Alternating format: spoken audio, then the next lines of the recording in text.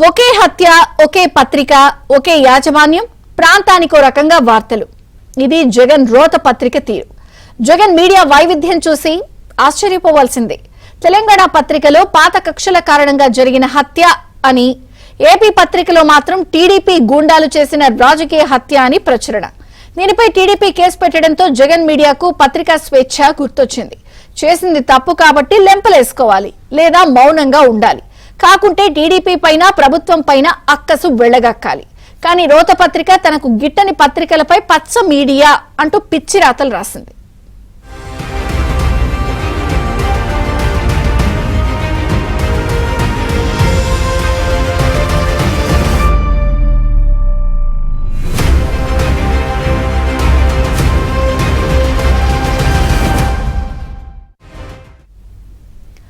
ఎన్నికల సమయంలో తెలుగుదేశం పార్టీ ఉత్తరాంధ్ర, కోస్తా, రాయలసీమ ప్రాంతాలకు వేర్వేరుగా ప్రకటనలు జారీ చేసిందని గుర్తు చేసింది.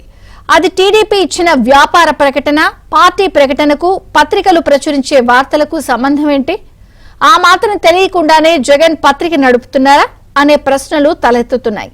ఈ నెల మొదటి వారంలో పల్నాడు జిల్లా మాచర్ల మండలానికి చెందిన పండ్ల హరిశ్చంద్ర అనే వ్యక్తిని కిడ్నాప్ చేసి చంపేశారు. అతను వైసీపీ కార్యకర్త. కిడ్నాప్ జరిగింది తెలంగాణ పరిధిలో. దీంతో అక్కడి పోలీసులు దర్యాప్తు చేశారు.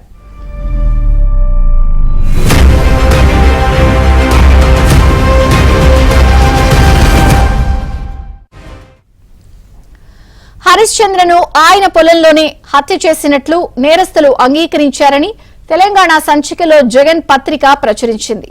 కానీ ఏపీ ఎడిషన్ కు వచ్చేసరికి పొరుగు రాష్ట్రంలో దాక్కున్న ప్రాణం తీశారు. టీడీపీ గూండాలు ఘోరానికి పాల్పడ్డారు. వైసీపీ నేత హరిశ్చంద్రను హత్య చేశారు అని రాజకీయ రంగు పులిమేశారు. అడ్డగోలు రాతలు రాసిన జగన్ పత్రికను సమర్థించేందుకు వైసీపీ నేతలు అంతే అడ్డగోలు వాదనలు చేశారు. ఇదే ఏపీలో జరిగుంటే పోలీసులు టీడీపీకి అనుకూలంగా వ్యవహరించారని ఆరోపించే అవకాశం ఉండేది.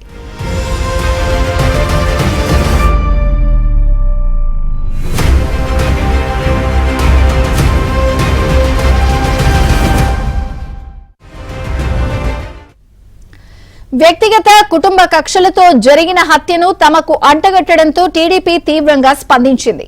పోలీసులకు ఫిర్యాదు చేయగా చర్యలు తీసుకోవడంతో జగన్ పత్రిక గగ్గోలు పెడుతోంది. పోలీసులు తమపై కేసు పెట్టారని ఆక్రోశిస్తున్న జగన్ మీడియా అంతకుముందు 5 ఏళ్లు ఏం జరిగిందో మర్చిపోయింది. ప్రభుత్వ ప్రతిష్టను దెబ్బతీశారంటూ ఆంధ్రజ్యోతితో పాటు తనకు గిట్టని మీడియాపై జగన్ సర్కారు పదుల కొద్దీ కేసులు పెట్టింది. అప్పటి సీఎస్ జవహర్ రెడ్డి కడప జైలు వద్ద మరో అధికారిని తన కారులో తీసుకెళ్లారని ఉన్న విషయం ప్రచురించిన ఆంధ్రజ్యోతిపై పబ్లిక్ ప్రాసిక్యూటర్ ద్వారా కేసు పెట్టించింది. ఇక సోషల్ మీడియా పోస్టులపై పెట్టిన కేసులకు లెక్కే లేదు. ఇప్పుడు ఒక అడ్డగోలు వార్త రాసి అడ్డంగా దొరికిపోయి దీనిపై కేసు పెట్టగానే పత్రికా స్వేచ్ఛకు సంకెళ్లు అంటూ వాపోవడం జగన్ మీడియాకే చెల్లింది.